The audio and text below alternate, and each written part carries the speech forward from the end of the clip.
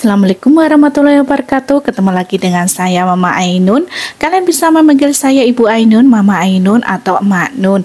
Terima kasih kalian sudah klik video ini. Semoga video ini bisa menghibur kalian semua. Dan saya doakan buat kalian semua sehat selalu, diberi rezeki yang lancar, dan memiliki keluarga sakinah mawaddah warahmah, dijauhkan dari orang-orang yang jahat, dan semoga hidup kita selalu berkah, amin. Buat teman-teman yang hari ini kurang enak badan, Mama Ainun doakan semoga kalian segera sehat dan dapat melakukan aktivitas seperti biasanya. Di kali ini Mama Ainun akan membawakan storytelling tentang cerita horor yang ada di Indonesia. Jika kalian suka cerita horor dari Mama Ainun, jangan lupa subscribe channel ini. Singkat ceritanya tentang lukisan sepasang pengantin di mana salah satu pengantinnya yang telah hamil dihilangkan nyawanya untuk dijadikan tumbal, sehingga arwah dalam lukisan sepasang pengantin itu memendam dendam yang teramat sakit, sehingga siapapun saja yang ingin memiliki lukisan sepasang pengantin itu satu persatu mereka akan mendapatkan teror yang sangat mengerikan. Pasti kalian penasaran kan dengan cerita ini? Yuk simak cerita dari saya Mama Ainun. Di sebuah pasar loak yang ada di pinggir kota berada di Jawa Tengah, Windy, seorang kolektor barang antik, menemukan lukisan, langsung menaruh perhatiannya. Entah mengapa Windy itu sangat tertarik dengan lukisan sepasang pengantin itu yang dipajang di pasar loak. Lukisan itu tidak terlalu besar, hanya sekitar 80 x 60 cm. Berbingkai emas kusam, di dalamnya tergambar pasangan pengantin ala zaman dahulu. Sang pengantin pria memakai beskap Jawa dan memakai penutup kepala yang berupa belangkon. Sang pengantin pria mengenakan baju adat Jawa kuno dan riasan kancing emas menghiasi baju yang dikenakan. Mulai pinggang ke bawah, sang pengantin pria itu mengenakan jarik batik khas orang Jawa ala bangsawan tempo dulu.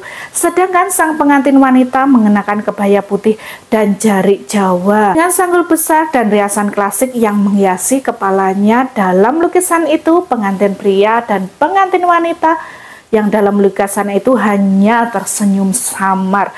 Hampir tak terlihat senyumannya, sedangkan tatapan matanya sama-sama kosong.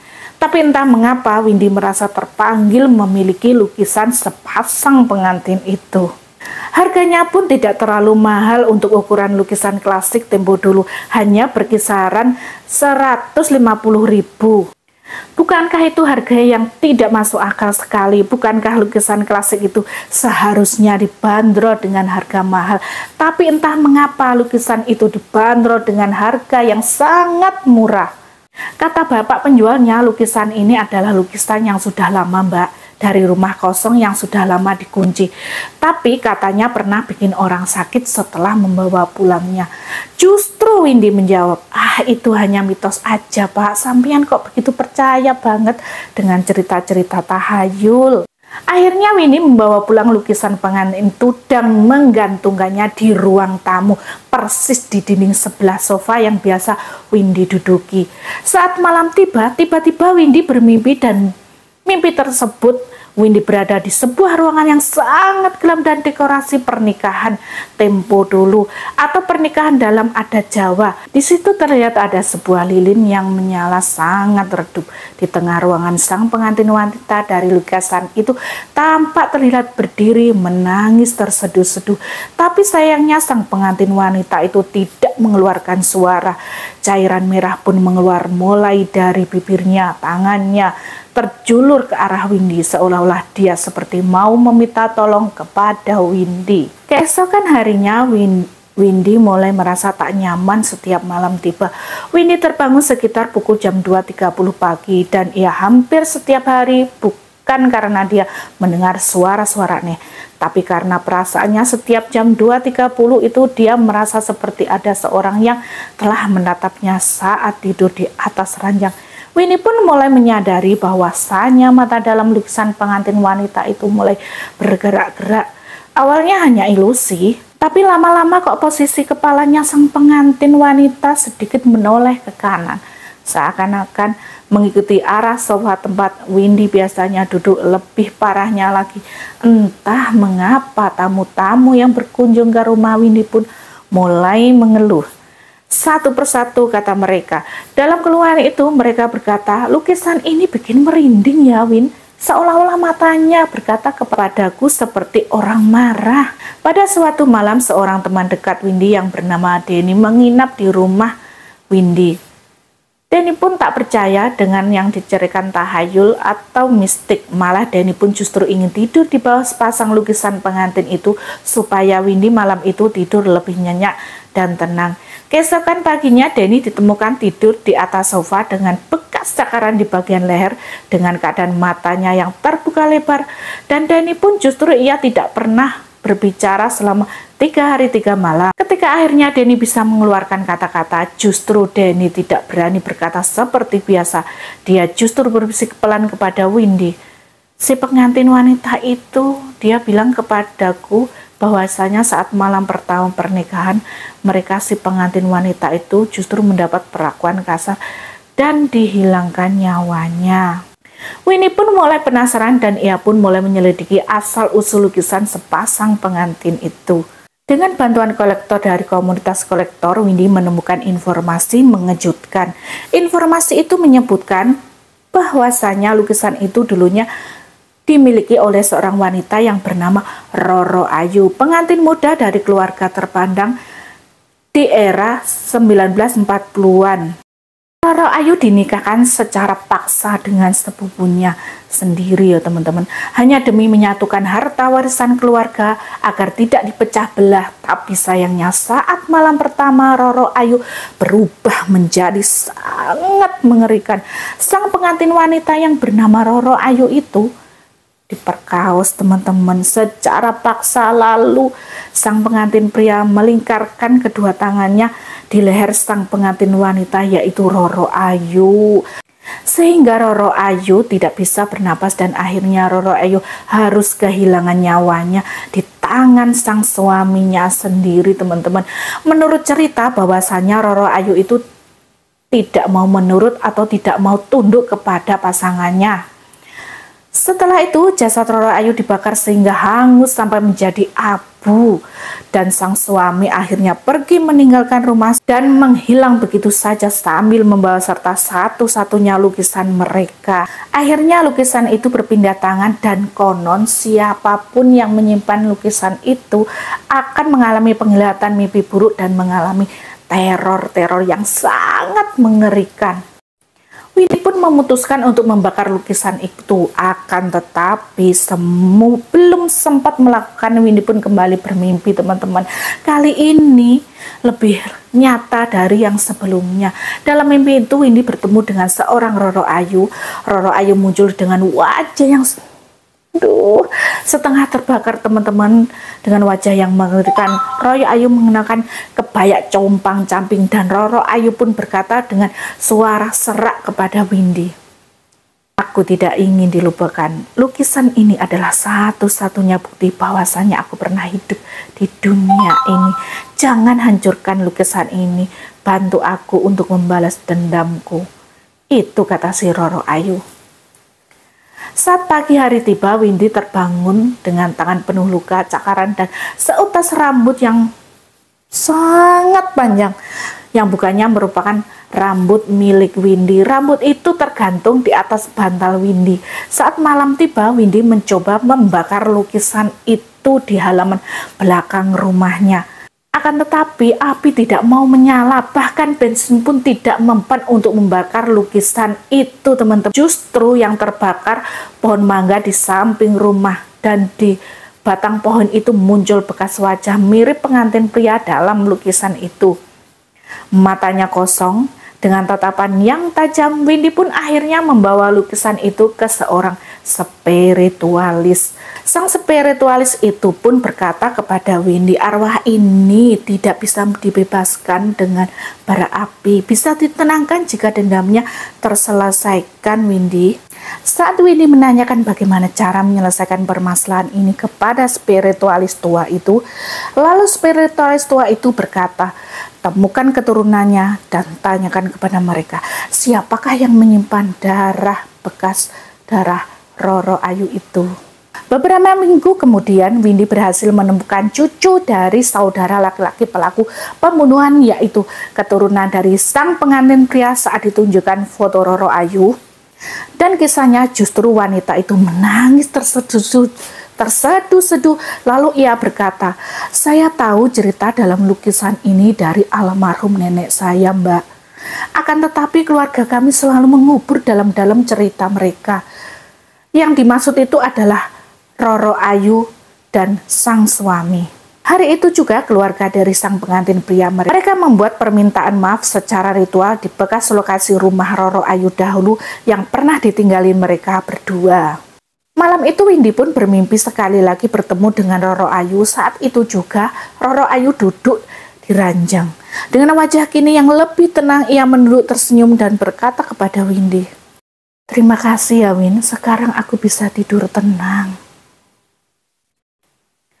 Keesokan harinya, lukisan itu tiba-tiba retak, bukan karena rusak, hanya wajah pengantin wanitanya itu tiba-tiba menghilang sepenuhnya.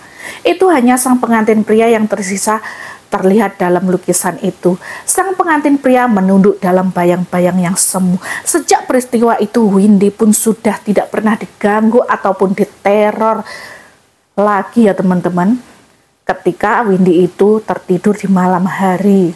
Beberapa bulan berlalu, sejak Windy terakhir kali terganggu oleh sosok Roro Ayu, lukisan yang kini hanya memperlihatkan sang pengantin pria disimpan Windy di dalam gudang di belakang rumahnya, terbungkus kain putih dan dibalut oleh pelindung dari seorang kiai yang Windy kenal teman-teman.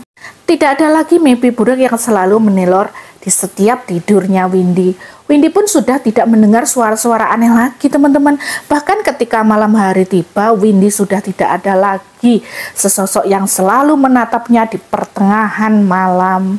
Tapi sayangnya, ketenangan Windy itu tidak bertahan lama teman-teman. Di suatu malam ada salah satu tetangga Windy yang bernama Ibu Lastri.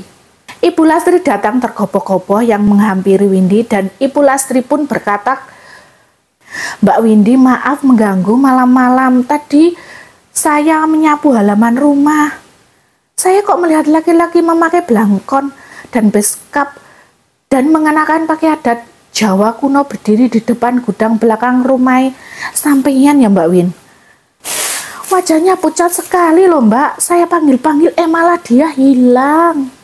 Windy pun terdiam dengan perkataan Ibu Lastri. Darahnya seolah-olah mengalir dengan dinginnya, terasa seperti di dalam kulkas freezer. Dalam hati Windy pun berkata, "Waduh, itu pasti dia pengantin pria dalam lukisan yang saya simpan di dalam gudang itu pastinya." Windy pun nekat masuk ke gudang saat malam itu juga. Windy menyalakan lampu senter dan membuka gulungan kain putih yang membungkus lukisan sepasang pengantin itu. Betapa kagetnya Windy ketika melihat lukisan itu pun berubah menjadi pengantin wanita yang sebelumnya lenyap, kini muncul kembali samar seperti bayangan di balik kaca. Tapi mata sang pria kini menatap lurus ke arah depan dengan sorotan mata yang sangat tajam yang tak pernah ada sebelumnya.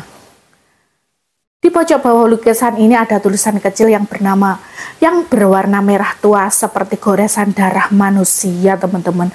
Windy kembali menemui spiritualis tua yang pernah membantunya. Sang spiritualis hanya menghela nafas lalu ia berkata, "Windy, Roro Ayu masih belum tenang. Tugasnya Roro Ayu belum selesai.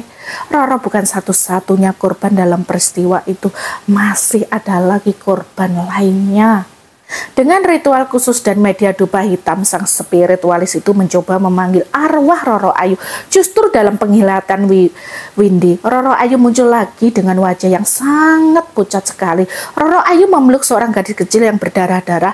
Roro Ayu pun memberitahukan kepada Windy bahwasanya suaminya telah membunuh Roro Ayu dan beserta anaknya yang tengah dalam kandungannya. Windy baru sadar ternyata Roro Ayu sedang mengandung saat malam pertama pembantaian itu terjadi teman-teman. Dan arwah bayi itu juga terjebak dalam lukisan dalam dendam yang teramat sakit yang masih belum tuntas. Sejak malam itu gangguan pun berubah arah. Bukan Windy yang diganggu, akan tetapi orang-orang yang datang bertamu ke rumah Windy seperti tukang servis AC yang tiba-tiba jatuh dari atap tanpa sebab akibat. Seperti kurir paket melihat bayangan pria duduk di atap rumahnya Windy, anak kecil yang bermain di halaman rumah Windy. Tapi sayangnya anak itu justru menangis. Dan ada juga pria yang memakai baju nikah adat Jawa klasik yang berdiri di balik jendela rumah Windy. Teruskan untuk menguji selamanya lukisan itu di dalam gudang. Entah mengapa Windy pun berubah pikiran. Akhirnya ia pun pergi ke tempat penyimpanan barang-barang pusaka di lereng gunung yang tidak bisa saya sebutkan di konten ini ya teman-teman ya. Lereng gunung ini tepatnya para kolektor penyingkir benda-benda yang dianggap berhantu dan ada penunggunya. Akan tetapi saat Windy menyerahkan lukisan itu ke penjaga dan sang penjaga itu juga pun berkata, "Kami bisa menyegelnya Windy, tapi hanya kalau semua jiwa di dalamnya tenang.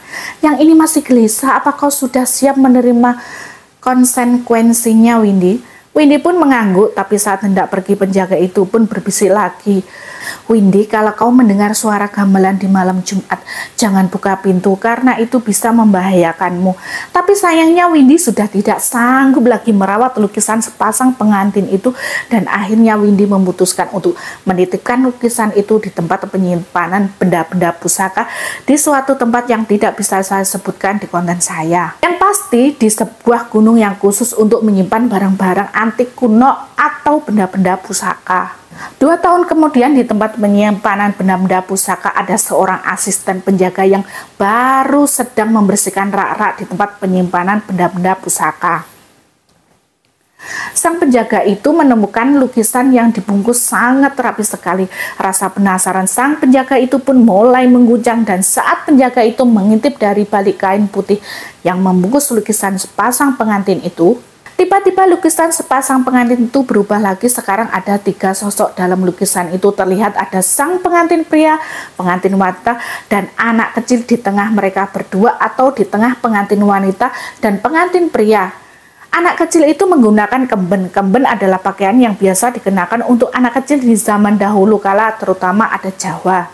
Sang anak kecil itu terlihat kedua matanya hitam lekam dan mengerikan dengan tatapan yang sangat tajam, dan di bawahnya ada tulisan yang tertuliskan, "Keluarga kami belum lengkap."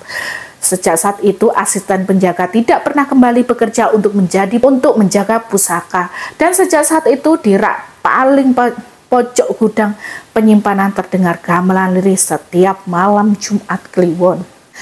3 bulan kemudian setelah terjadi insiden asisten penjaga yang menghilang dari pekerjaannya itu, tempat penyimpanan benda pusaka itu mengalami kebakaran. Alhamdulillahnya tidak ada korban jiwa, tapi hanya banyak barang antik yang hangus terbakar oleh kobaran api.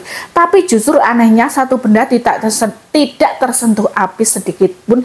Siapa lagi kalau bukan lukisan sepasang pengantin itu. Salah satu relawan yang membantu proses evakuasi seorang pria yang bernama Yuda, mahasiswa sejarah dari salah satu kota di Jawa Tengah ya. Yuda merasa sangat tertarik pada lukisan tersebut. Yuda pun meminta izin untuk membawanya pulang demi kebutuhan penelitian akademik. Meskipun telah diperingatkan oleh penjaga yang bekerja cukup lumayan lama di tempat itu untuk tidak membawanya pulang, tapi justru Yuda tetap bersikeras ingin membawanya pulang. "Tenang Pak, saya cuma ingin tahu sejarahnya saja kok. Saya itu nggak percaya loh dengan cerita-cerita tahayul," kata Yuda kepada sang penjaga pusaka itu. Saat malam pertama di kos-kosan Yuda, Yuda memasang lukisan sepasang pengantin itu di dinding ruang belajarnya. Yuda pun merasa biasa saja, tapi di suatu malam kedua, wajah pengantin wanita dan pria dalam lukisan itu justru tersenyum samar. Tapi sedikit jelas senyumannya dan matanya menatap lurus ke arah kasur yang biasa Yuda tempati malam itu. Yuda mulai mengalami halusinasi seperti mendengar suara-suara setiap pukul jam 3.13 pagi. Yuda mendengar suara gamelan lirih dari dapur kos-kosannya.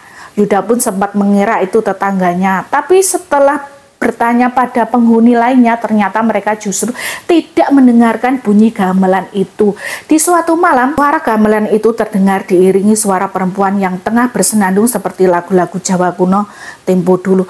Pelan-pelan suara itu terdengar lebih mencekam dan lebih menakutkan lagi dari lagu yang ia lantunkan.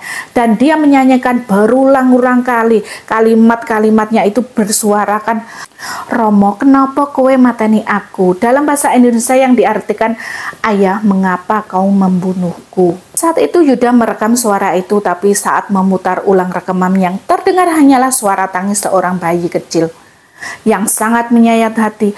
Dalam upayanya memahami lebih dalam, Yuda menemukan fakta baru. Ternyata sang pengantin wanita yang bernama Roro Ayu itu adalah anak hasil perkausan dari istri muda seorang bangsawan yang dikenal dengan kekejamannya.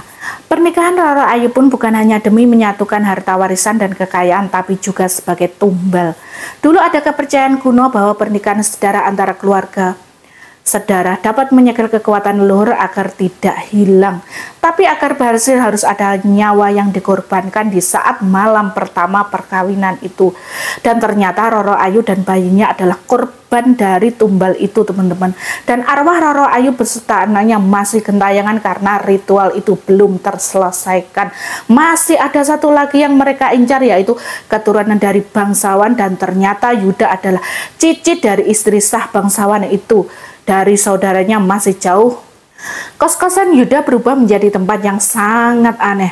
Dinding kamarnya mengeluarkan bau anyir seperti darah manusia. Lantainya selalu lembab meski tak ada bocor air sedikit pun. Dan setiap kali Yuda tidur, Yuda bermimpi berada di sebuah pelaminan. Duduk di kursi pengantin dengan kedua tangan diikat. Di depannya ada sosok pengantin pria yang sedang melangkah mendekati Yuda sambil mengangkat keris.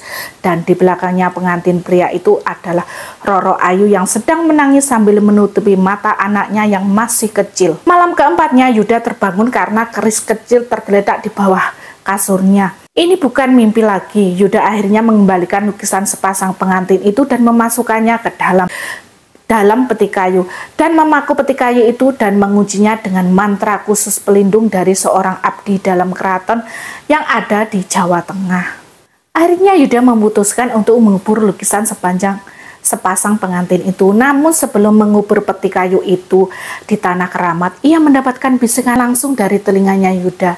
"Kau boleh selamat, tapi tidak dengan anakmu."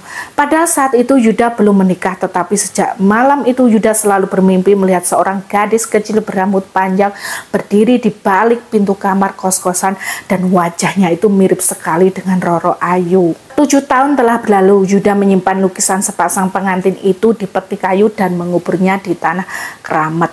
Yuda kini menjalani hidupnya dengan tenang, dan akhirnya Yuda pun menikah dengan seorang dosen seni.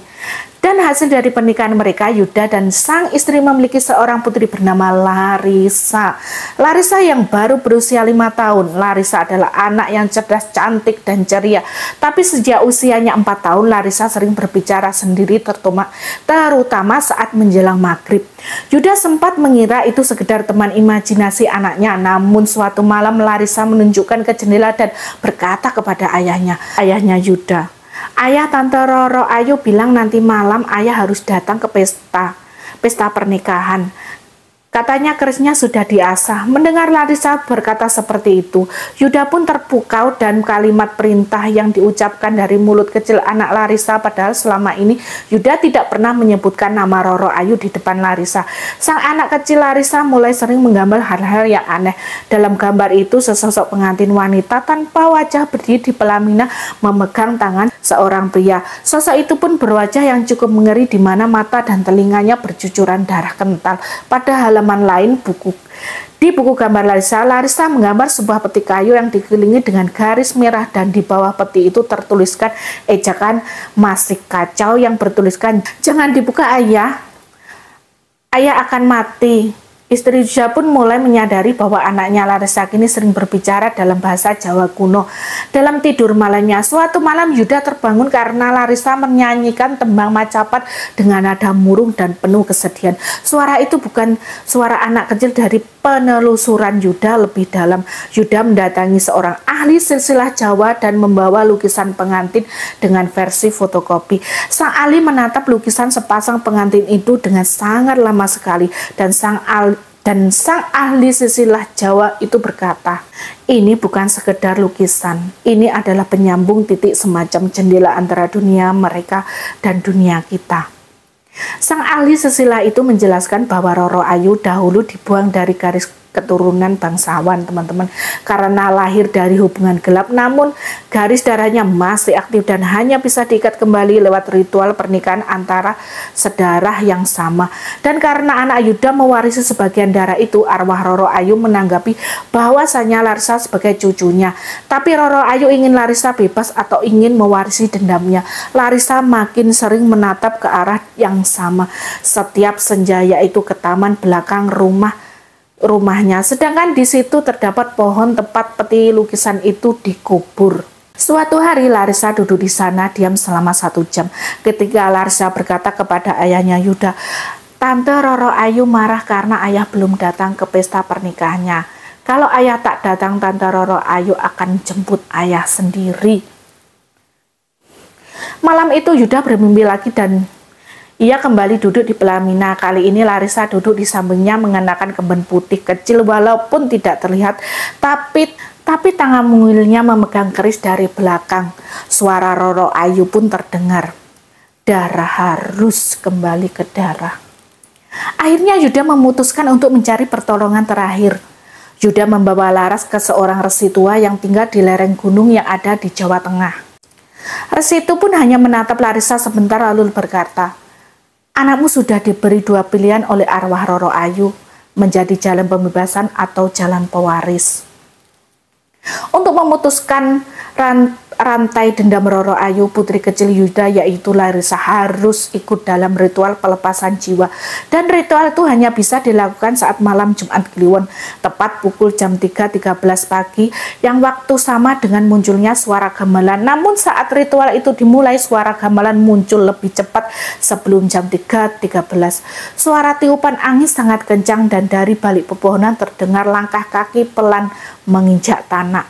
"Maaf, Roro Ayu sudah datang," kata resi tua itu. Di lereng gunung itu saat malam Jumat Kliwon, suasana menjadi sunyi senyap dan terasa ganjil, bahkan tidak terdengar suara jangkrik ataupun suara angin. Hanya terdengar suara gamelan yang terdengar dari kejauhan seperti diputar dari dimensi lain. Pukul 3 pagi, resi tua itu menggambar lingkaran pelindung dari abu dupa dan darah ayam cemani. Larissa duduk di tengah sambil memeluk boneka kesayangannya dengan tatapan matanya yang kosong. Sesekali menggumam dari bibir kecilnya. Sang resi pun berkata, "Kerisnya sudah diasah, tinggal 1 yang harus dipotong." Resi tua itu memerintahkan kepada Yuda untuk berdiri di luar lingkaran dan tidak boleh masuk ke dalam lingkaran tadi yang diberi abu dupa, dan sekarang ditempati Larissa, putri kecil Yuda. Apapun yang terjadi, Yuda tidak boleh masuk ke dalam lingkaran itu. Lalu pada pukul 3.13 tepat udaranya pun mulai berubah dari pohon. Muncul asap putih pekat. Di dalam asap itu langkah kaki terdengar pelan. Sesosok wanita muncul mengenakan kebaya pengantin warna gading. Wajahnya cantik namun dingin seperti porselen tanpa ekspresi. Siapakah dia?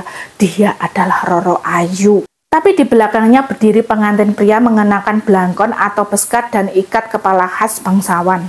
Namun wajahnya tidak terlihat, hanya kabut pekat dan membentuk sirkuit di kepalanya. Arwah pengantin pria itu menggenggam keris pusaka berlumuran darah. Arwah Roro Ayu pun berkata, "Waktunya menyempurnakan pernikahan kami," si arwah Roro Ayu berkata kepada resi tua itu. Resi tua itu pun akhirnya mulai melantunkan doa melepaskan jiwa, tapi arwah Roro Ayu tertawa kecil. Arwah Roro Ayu berkata, Kalian pikir aku ingin bebas? Tidak, aku ingin menebus yang hilang. Anak yang direnggut, cinta yang dihina, jika darahmu tak mau, jiwaku pun cukup." Tiba-tiba anak Yuda yaitu Larissa saat berdiri di tengah lingkaran yang ditaburi dupa hitam itu, matanya tiba-tiba memutih. Larissa berkata kepada ayahnya, "Ayah, izinkan aku menikah biar Tante Roro Ayu tenang di alam baka." Tubuh Yuda gemetar, ia melangkah masuk lingkaran meskipun dilarang oleh resi tua. Yuda memeluk anak perempuannya itu Larissa, dan Yuda pun berkata kepada anak perempuannya, "Maafkan ayah nak, tapi kau tidak boleh jadi korban anakku Larissa." Yuda menarik keris kecil dari dalam sakunya. Keris itu yang dulu yang pernah hadir di dalam mimpi-mimpinya. Dan kerisnya itu pun digoreskan di tangannya sendiri. Darah Yuda menetes ke tanah, asap putih mendesis. Arwah Roro Ayu pun menjerit sambil berkata, "Ini bukan darah yang kunanti." Tapi sayangnya sudah terlambat. Darah Yuda itu jatuh menyentuh tanah lingkaran pelindung. Akhirnya keluar cahaya merah menyala. Arwah Roro Ayu perlahan berubah. Kebaya pengantin mulai terbakar oleh cahaya merah itu. Akhirnya keluar cahaya merah menyala. Arwah Roro Ayu perlahan berubah. Kebaya pengantin mulai terbakar oleh cahaya merah itu. Wajah cantik merekah menjadi keriput tua dan rapuh. Sosok pengantin di belakangnya menghilang lebih dahulu tanpa suara. "Aku hanya ingin dicintai, bukan dibuang seperti barang kotor." Itu adalah kalimat terakhir dari mulut arwah si Roro Ayu. Suaranya terdengar seperti jeritan sekaligus tangisan seorang ibu yang kehilangan anaknya. Lalu arwah Roro Ayu pun menghilang bersama kabut. Suara gamelan dan bau melati itu pun langsung hilang lenyap. Seminggu kemudian Yuda menggali peti tempat lukisan itu dikubur. Yuda membuka dengan tangan yang sangat gemetar, dan apa yang terjadi? Ternyata lukisan sepasang pengantin itu justru kosong tanpa ada lukisan gambar pengantin wanita ataupun pengantin pria ataupun gambar anak kecil. Kursi dan pelaminan itu kosong sunyi senyap, hanya terlihat berdebu. Anaknya Yuda yang bernama Larissa pun mulai hidup normal kembali seperti sedia kala. Tidak ada lagi yang berkuman aneh-aneh, tidak ada lagi gambar, tidak ada menggambar yang aneh-aneh. Larissa kembali menjadi anak kecil normal seperti biasanya, tapi kadang masih berdiri menatap jendela saat senja tiba. Larissa pun berkata, "Tante Roro Ayu sudah tenang ayah, tapi ada yang belum terselesaikan." Yuda yang duduk di samping anak perempuannya itu pun terdiam, lalu Yuda bertanya kembali kepada anak perempuannya, yaitu Larissa. "Siapa yang kau maksud, nak?" Lalu Larissa menatap ayahnya Yuda dan berbisik, "Pengantin pria, dia belum menemukan pengantinnya ayah."